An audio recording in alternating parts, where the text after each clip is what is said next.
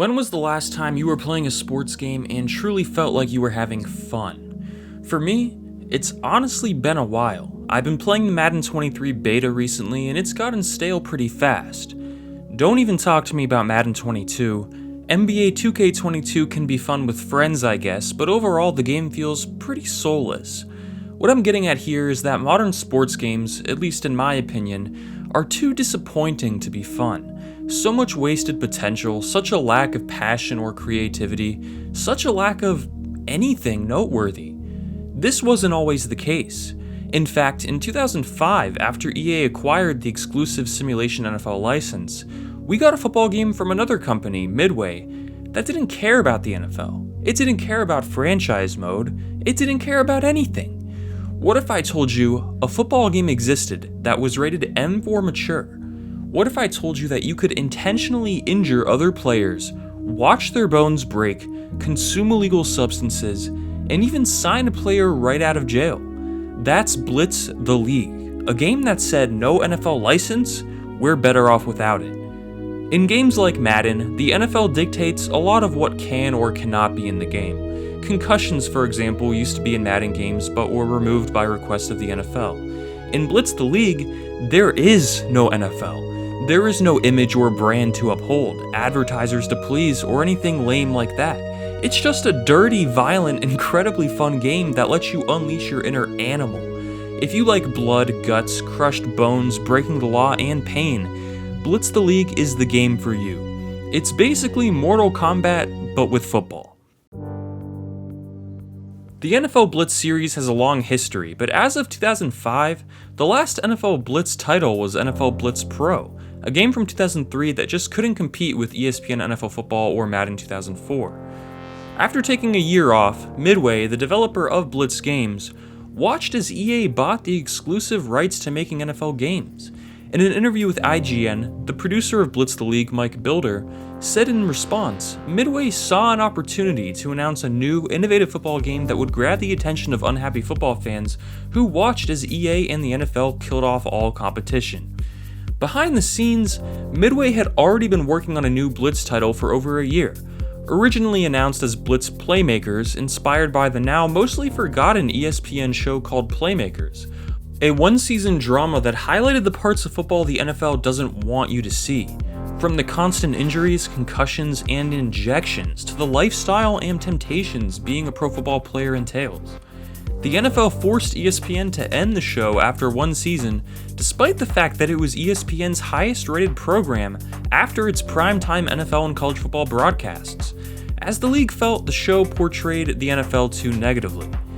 With the NFL license off the table, Midway's idea to create a new Blitz title, a game that had always been about big hits, inspired by that TV show, was actually fantastic. The idea almost sounds like something from a Rockstar game, a football video game like the old NFL Blitz titles, but with a more dark and violent depiction of the sport wrapped around a campaign mode. Of course, the game itself would not use any characters from the Playmaker show, but instead use its own. However, Midway did hire one of Playmaker's lead writers to help create the world of Blitz the League. For gameplay, Midway built the game from scratch. This wasn't a port of an older Blitz game, this was brand new. The team interviewed NFL players asking for some lesser-known, darker details of what happens behind the scenes. Their goal was to develop a believable league with deep and unique characters, despite the fact that it was complete fiction. Many sports games struggle to sell without a major license, so Midway wanted to do as much research as they could on examples of believable, fictional sports leagues used in media. Whatever the NFL would never allow in a video game, Midway wanted to include. Builder said, "We turned what could have been a weakness into a definite strength in the product." The game released as Blitz the League for the original Xbox and PlayStation 2 in October of 2005, and with a surprising M rating. After playing the game for a few minutes, however, it's no longer surprising. This is the dirtiest, most violent sports game you'll probably ever see, not including the sequel. You could look at the game's story as a cautionary peek under the NFL's public veil, although an exaggerated one. The game starts with a cutscene showing Lawrence Taylor destroy, and then the game hands you the keys to the losing franchise. You get to choose a city, team name, logo, design your own uniforms, and even create your own roster. This is something we haven't seen in a Madden title since Madden 12, and it's one of the community's most requested features.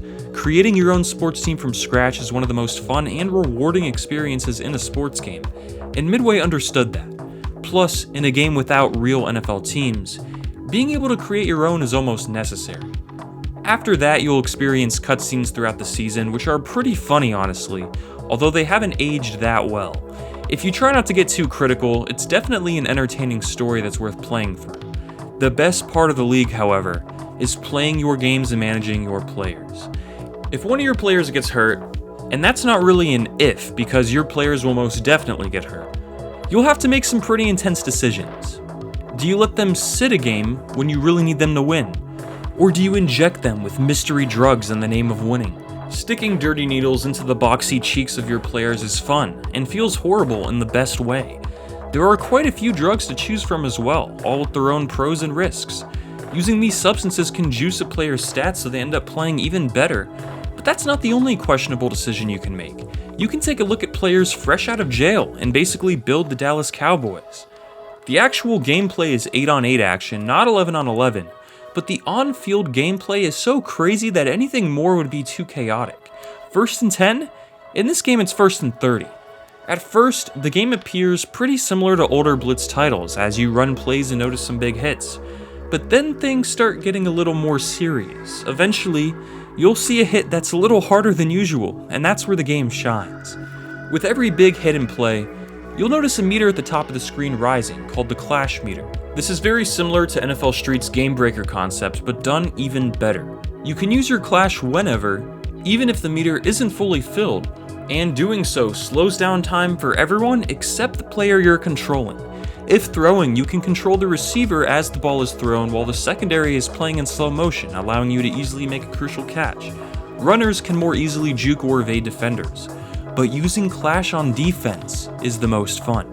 While the opposing offense is playing in slow motion, your defender isn't, allowing you to lay down some of the hardest, dirtiest hits that would instill fear in even Vontaze Burfict. These hits usually result in major injuries, and luckily or unluckily for you, the game shows them happening with a slow motion X-ray camera, along with sound. So when you break a player's leg, you get to watch and hear as their bones snap in half. That's why this game is rated M. When a player on your team gets injured, even if it's as serious as a broken neck, you can either sit them and allow them to recover, or you can juice them up with some drugs so they can play again immediately. If that player gets hit really hard again, however, he's probably out forever.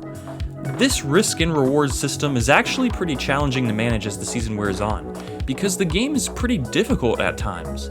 The biggest flaw with gameplay is rubber banding AI that will somehow always make the game close, even if you should be winning by a lot.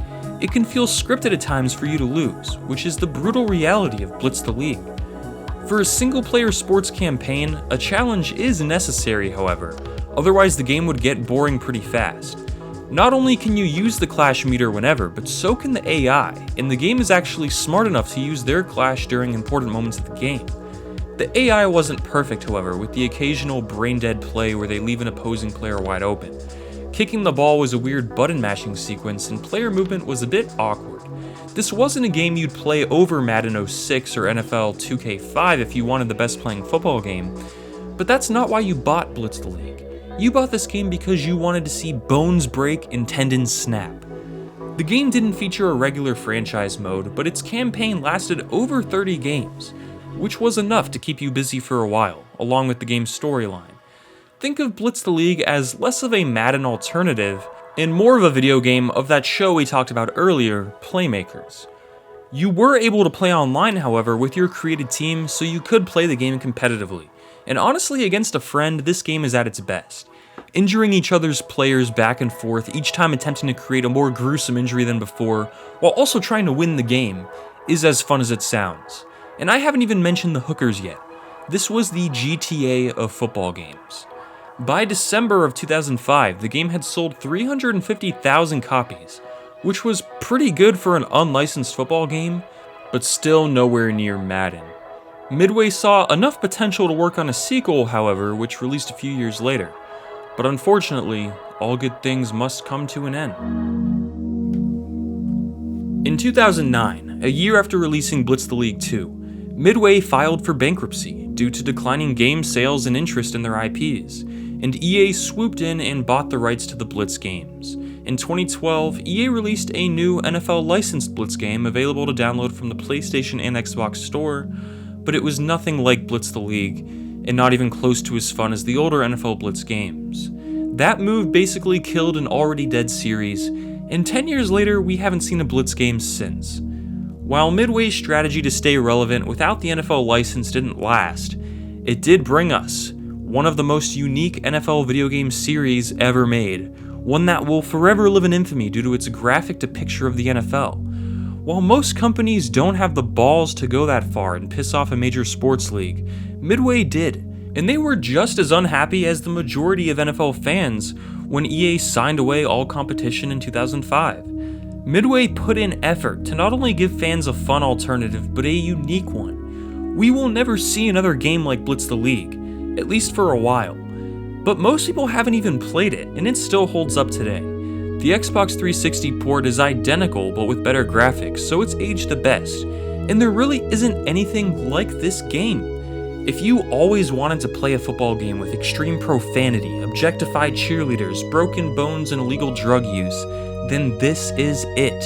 While it may not be a great playing football game, it's good enough, and it's an incredibly fun playing one that you'll probably never see again. Because nowadays, a game like this would probably never fly, and creativity in the sports video game scene is almost nowhere to be found. Give Blitz the League a try and enjoy it. Thanks for watching.